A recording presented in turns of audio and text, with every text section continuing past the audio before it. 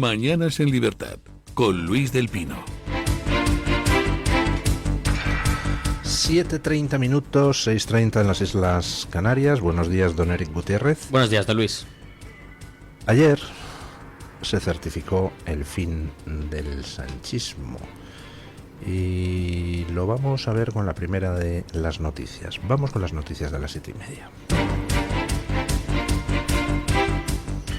El presidente de Castilla-La Mancha, Emiliano García Paje, ha expresado su profunda preocupación por la situación que atraviesa la dirección del PSOE. En una entrevista concedida a la cadena COPE, ha asegurado que hay ministros que han guardado en pendrives las conversaciones con Pedro Sánchez. Ministros que han guardado en pendrive y en discos duros las conversaciones con el presidente, no es por nada, pero no hay que atarse los machos. Lo que tienen de grave es que lo grababan todo. Uh-huh. Lo grababan todo. De manera que, ojo, a mí me da la impresión de que queda muchísimo por saberse, por lo que todos están comentando, por lo que se intuye de los medios de comunicación y por las amenazas de Koldo, de Aldama, que ya dije en su momento que es una bomba de racimo, que lo tiene todo grabado. Además, Paje ha defendido el papel de la justicia y de la UCO, criticando los ataques de algunos ministros que, en su opinión, deberían velar por el buen funcionamiento de las instituciones. En otro momento de la entrevista ha reivindicado un PSOE sin apellidos, alejado de personalismos, y ha recordado su advertencia al inicio de la legislatura sobre el riesgo de entrar en una dinámica insostenible. A esto ha añadido la pregunta de si Pedro Sánchez puede o no dimitir. ¿Puede dimitir? La pregunta es si puede. Formalmente ya sé que sí. ¿Puede? Yo creo que las cosas que más le preocupan a él ni siquiera están hoy en los periódicos. Las cosas que más les preocupan a él y a su entorno no están en los periódicos. ¿Cree usted que no dimite el señor Sánchez porque no quiere acabar como el señor Ábalos? ¿Por si acaba imputado? Ojalá que no. No dimite o no convoca elecciones por una cosa que él mismo dijo en la rueda de prensa última, que me pareció, desde mi punto de vista, de una enorme gravedad. Lo de menos ya es el tono provocador a los que nos dicen que vayamos a hablar a los comités cada 7 meses, 5 minutos. Por cierto, el último comité federal importante, el más importante, el que no estuvo es el secretario general, estaba de reflexión. Y los que hablamos con altavoces en la calle para que se enterara, lejos de la tranquilidad de lo que tiene que ser una reunión de partido, se enterara todo el mundo, especialmente en la calle y en los medios de comunicación, ¿no? Pero bueno, evidentemente iremos a los comités federales y iremos a donde haya que ir y aguantaremos las campañas de críticas, porque en este momento no se puede estar en silencio. Bueno, dirán ustedes, ¿qué tiene esto de noticioso? Pues es Paje saliendo a criticar a Pedro Sánchez con una carga de profundidad en sus críticas bastante mayor que otras veces. Lo que dice es tremendo. Dice que hay ministros que han grabado a Pedro Sánchez, sus conversaciones con Pedro Sánchez, que lo tienen todo grabado. No se sabe si se refiere a Ábalos, no se sabe si se refiere a algún ministro que todavía se sienta en el Consejo de Ministros. Dice Paje que lo que más le preocupa a Sánchez ni siquiera ha empezado a salir en los medios, que hay cosas que preocupan a Sánchez y a su entorno mucho más que todo esto que estamos sabiendo, con lo cual nos preguntamos, Dios mío, pero si lo que estamos sabiendo es tremendo. Bueno, pues según Paje hay cosas todavía más tremendas que preocupan mucho más a Sánchez y que están por salir.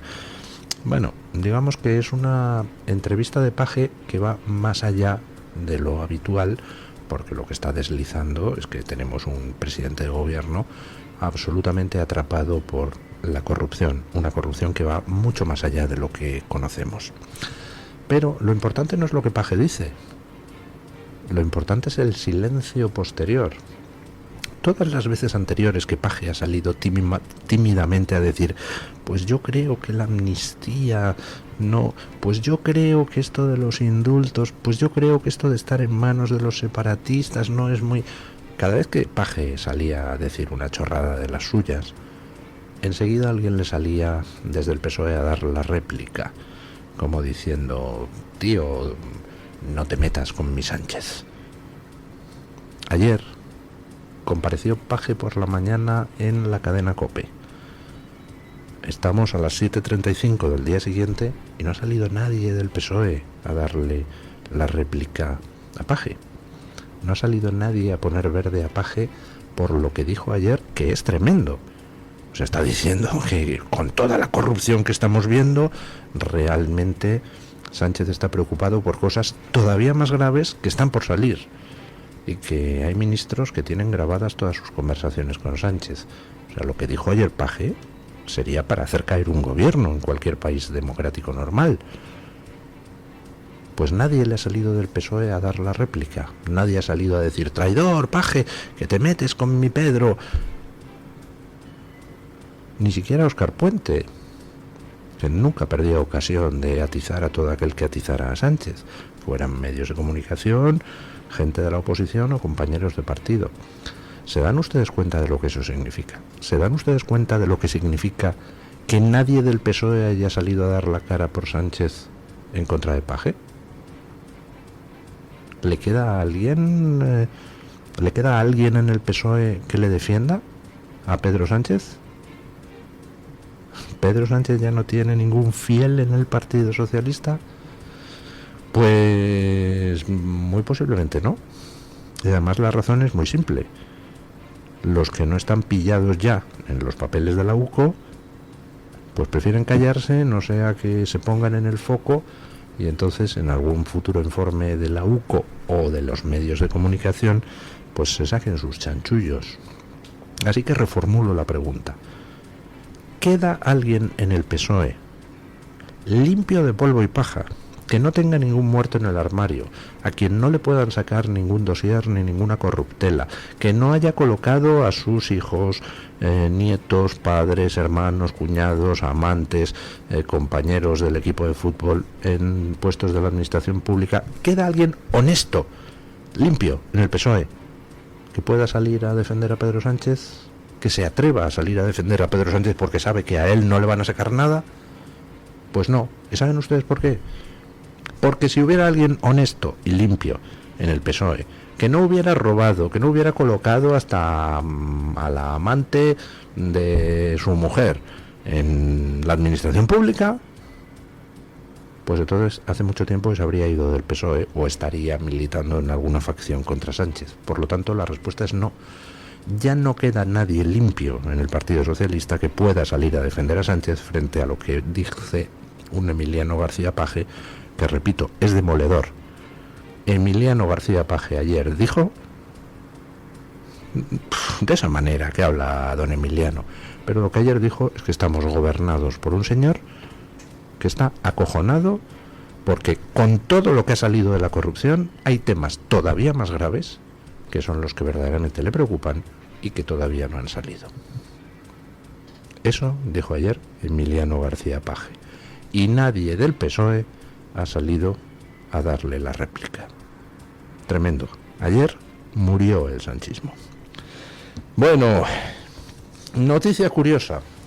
Ya saben ustedes que mi opinión sobre la Fiscalía Europea es manifiestamente mejorable, por una sencilla razón, porque la Fiscalía Europea es uno de esos inventos que en teoría son buenos, pero que en la práctica pues resulta que los fiscales de la Fiscalía Europea los nombra Sánchez a dedo, con lo cual pues ya se pueden ustedes imaginar el uso que se puede hacer de esa Fiscalía Europea para aparcar ahí casos y que no vayan a ningún lado, ¿verdad? Y eso ya se lo he comentado en estos micrófonos. Bueno, pues ayer se produjo un hecho curioso, que yo lo vi y dije, uy, qué raro.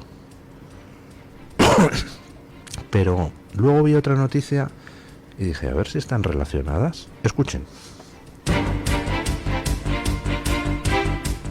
La Fiscalía Europea ha imputado al empresario Juan Carlos Barrabés y a un alto cargo de Red.es por presuntas irregularidades en contratos públicos recomendados por Begoña Gómez, esposa del presidente Pedro Sánchez. Gómez respaldó estos contratos con cartas de recomendación ahora bajo investigación. Según apunta el Confidencial, las pesquisas muestran una posible manipulación de concursos con un peso excesivo de valoraciones subjetivas influidas por esas misivas. La Fiscalía de la UE ve indicios sólidos de apropiación indebida, tráfico de influencias y prevaricación, delitos que motivaron esta línea del llamado caso Begoña. Por otro lado, El Independiente revela que Koldo García, ex asesor de Ábalos, habría grabado a Begoña Gómez. Fuentes cercanas al exministro señalan que estas grabaciones podrían comprometer al presidente del gobierno, Pedro Sánchez. Bueno. La Fiscalía Europea imputa a Barrabés. O sea, éramos pocos y parió la abuela. E imputa a Barrabés por los contratos públicos, esos contratos donde Begoña Gómez mandó cartas de recomendación que se usaron en la fase de valoración subjetiva para que se terminara llevando el contrato Barrabés. Y de repente la Fiscalía Europea, en mitad de todo este temporal, ¡pum!, le imputa. ¡Qué raro! Pero claro, lo enlazo con la otra noticia de que se empieza a rumorear que Koldo García tiene grabada a Begoña Gómez, y entonces pues ya me pregunto, la Fiscalía Europea imputa a Barrabés para evitar que el caso, en caso de que salgan conversaciones de Begoña Gómez grabadas por Koldo, vaya al juez Peinado. Es decir, ¿se trata de una imputación a Barrabés de manera preventiva para asumir todo lo que pueda salir en esas grabaciones? Pues no lo sé, pero yo, como soy muy desconfiado, pues tiendo a buscar explicaciones a las cosas que a veces reconozco que son un poco rebuscadas. Bueno, les decía en el bloque de noticias anterior que lo que está saliendo sobre la empresa Servinavar en Navarra, esa empresa que era en teoría, de un amigo de Santos Cerdán, pero luego resulta que era también de Santos Cerdán, que tenía al menos el 45% de las acciones, pues les decía que esa empresa de Navarra parece estar en el epicentro de todo, parece ser casi como el origen, la semilla del diablo, de la que luego nació todo el mal. Bueno, pues es que están saliendo datos estupefacientes. Esa empresa estaba en todos los saraos. Esa empresa le pasaba dinero a Koldo, le pasaba dinero a la ONG Fiadelso de la familia Ábalos, pero es que resulta que también estaba metida en el asunto venezolano y también servía para colocar a gente que tenía que salir de determinados puestos por determinadas noticias de irregularidades. Escuchen. La empresa del entorno de Santos Cerdán, Servinavar 2000, fichó en noviembre de 2019 a Reinildo Díez Esparza, ex responsable de supervisión y auditoría ambiental de la petrolera estatal venezolana PDVSA entre 2011 y 2018. El contrato se firmó apenas 2 meses antes del controvertido encuentro en Barajas entre el entonces ministro José Luis Ábalos y la vicepresidenta de Venezuela, Delcy Rodríguez, conocido como el caso Delcygate. Desde su incorporación, Díez Esparza ejerce como responsable de calidad y medio ambiente en esta pequeña firma, que recibió de la presidenta navarra María Chivite la adjudicación del polémico túnel de Velate, valorado en 86 millones de euros. Además, la misma empresa incorporó en 2021 a Vicente Fernández Guerrero, expresidente de la SEPI, bajo el mandato de María Jesús Montero en Hacienda. Su fichaje fue autorizado por la Oficina de Conflictos de Interés 1 año y medio después de su dimisión en octubre de 2019, tras la reapertura del caso Aznalcóllar, en el que fue investigado. Ocupó en ese momento el cargo de director comercial hasta 2023. O sea, viene Delcy Rodríguez a Madrid y a los poquitos días Servinavar, esta empresa de Santos Cerdán, contrata a un tío de PDVSA, Petróleos de Venezuela. Curioso, ¿verdad? ¿Quién negoció esa contratación? ¿Y con qué objeto? Pero además es que hay un tío en la SEPI, que dirige la SEPI, con María Jesús Montero en el ministerio. Estalla el caso Aznalcóllar, se reabren las investigaciones por aquella balsa de Aznalcóllar. Entonces el tío tiene que dejar la SEPI. Entonces le contrata Servinavar. ¿Servinavar de quién era? Inicialmente pensábamos que de un amigo de Santos Cerdán, ¿no? Luego nos enteramos de que Santos Cerdán tiene él al menos el 45% de las acciones. Entonces, ¿era de Santos Cerdán? ¿O era una empresa del Partido Socialista, en definitiva? Porque al final vemos a Servinavar en todo. Vemos a Servinavar recibiendo contrataciones públicas, vemos a Servinavar pagando a Koldo, vemos a Servinavar pagando a la ONG de Ábalos, vemos a Servinavar contratando a uno de PDVSA tras la visita de Delci, vemos a Servinavar utilizada para aparcar altos cargos del ministerio de María Jesús Montero después de que tengan que dimitir porque se reabre un caso importante como es el de Aznal Collar.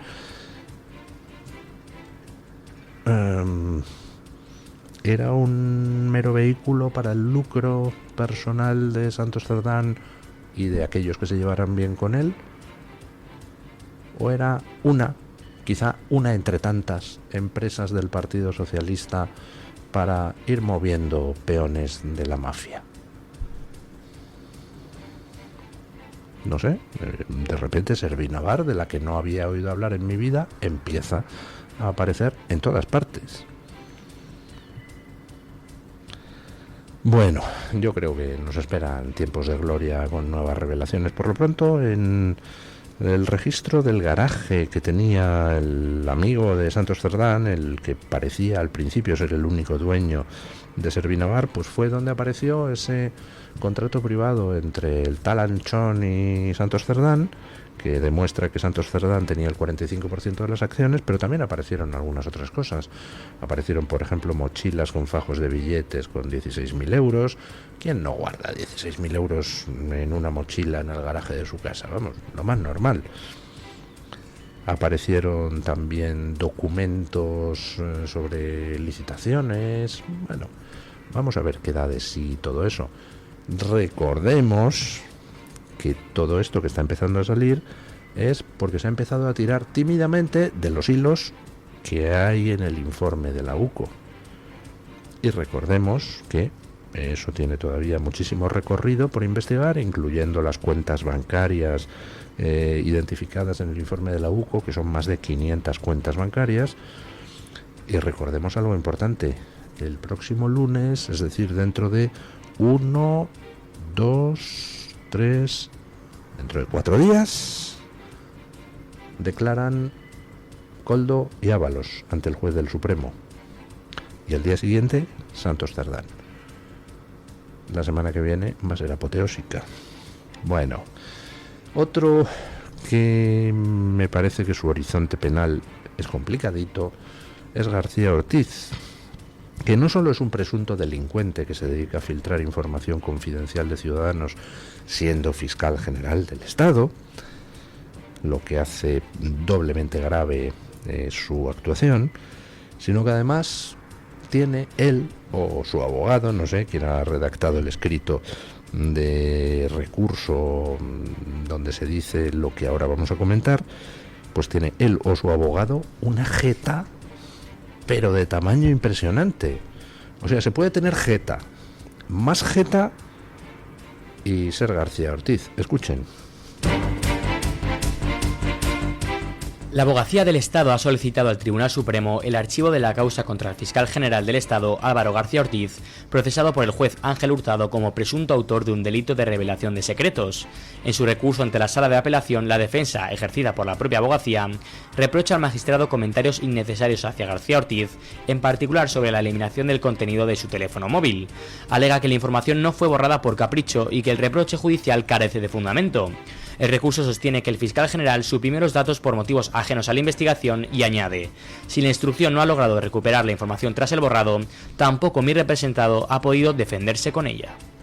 O sea, borra el tío los mensajes de móvil y dice ahora a la Abogacía del Estado, que le representa ante el juez: claro, es que como se han borrado los mensajes, pues no se puede defender. Pero tendrán papo. Dice, es que él no lo borró por capricho, porque sino por necesidad. No. Que los fiscales que han declarado ante el juez han dicho que no había ningún protocolo de borrado.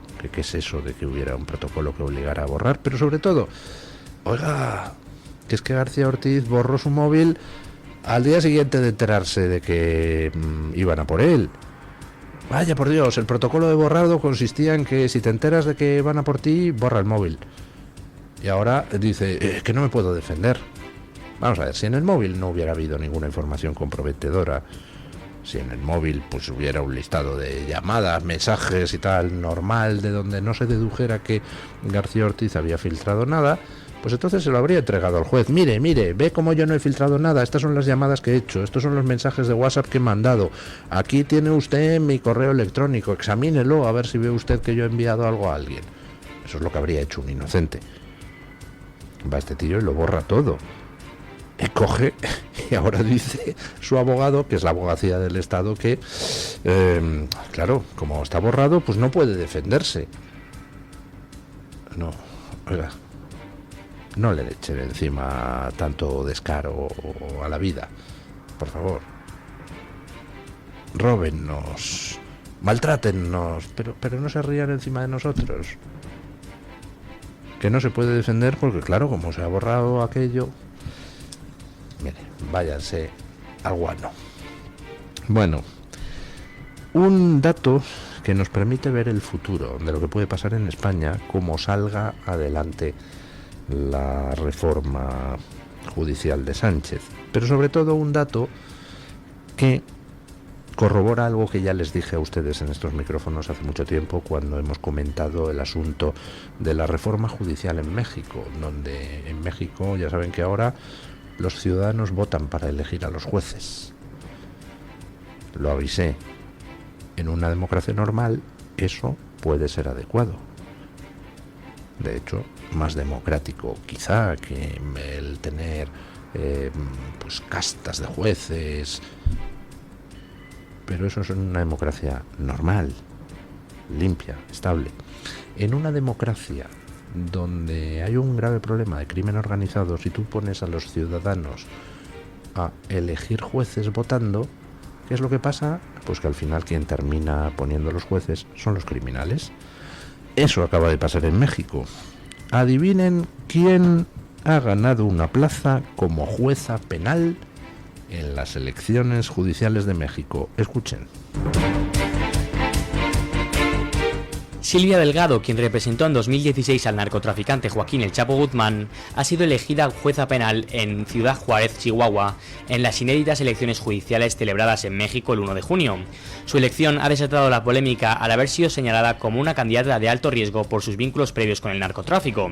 Según el Instituto Estatal Electoral de Chihuahua, Delgado obtuvo la segunda mayor votación entre los aspirantes al cargo, asegurando su lugar en el nuevo sistema judicial electo por voto popular.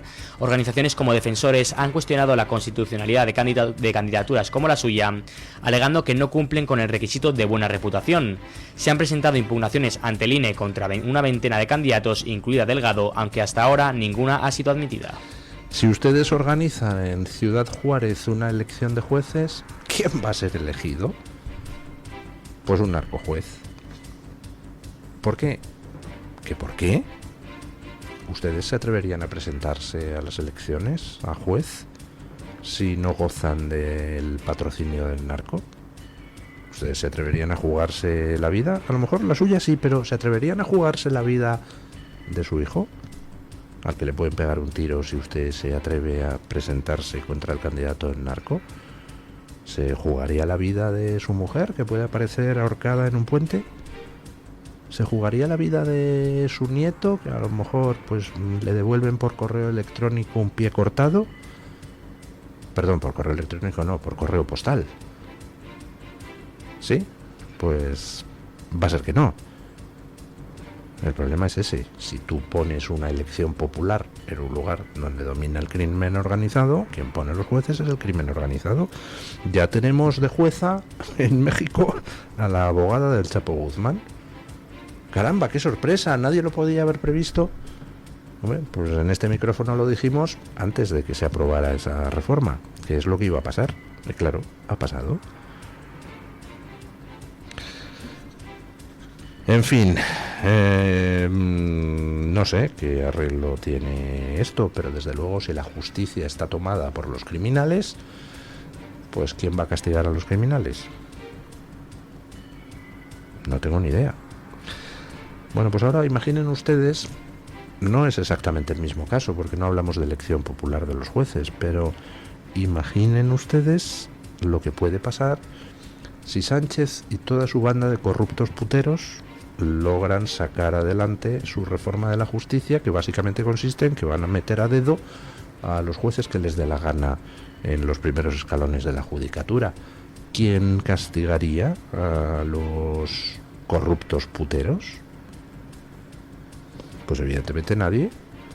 Por eso es tan importante el próximo 28 de junio nos sumemos a la manifestación que hay delante del Tribunal Supremo, convocada por las asociaciones de jueces y fiscales, y por eso es tan importante que respaldemos la huelga judicial que hay convocada en la primera semana de julio.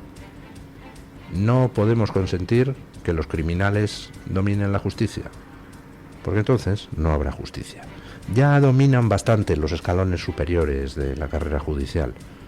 Como controlen los escalones inferiores, entonces no se va a abrir una causa en este país contra los asquerosos, corruptos, puteros que nos gobiernan.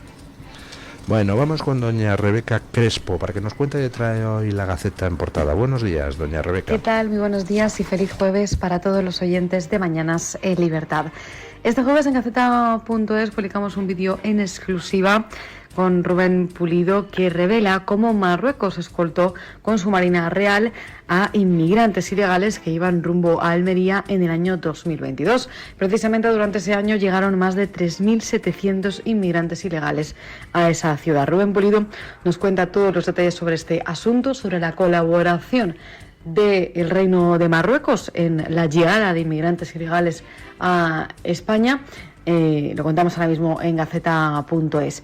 Por otro lado, en el ámbito internacional nos vamos a Reino Unido. Allí hoy nos hacemos eco de un informe que asegura que los extranjeros ya cometen 1 de cada 3 ataques sexuales a mujeres en este país. Son responsables de hasta el 34% de las condenas. Y también este jueves hablamos de clima, en concreto del fanatismo climático de Bruselas que está destrozando la industria del automóvil. Se van a producir más de 40.000 despidos como consecuencia de este fanatismo climático hasta el año 2030 y Alemania es el país donde los recortes están siendo más drásticos.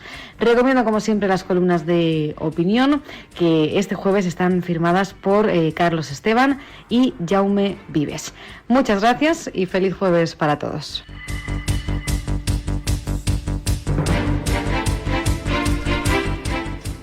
Gracias, doña Rebeca. Pausa publicitaria muy breve y a las noticias de las 8.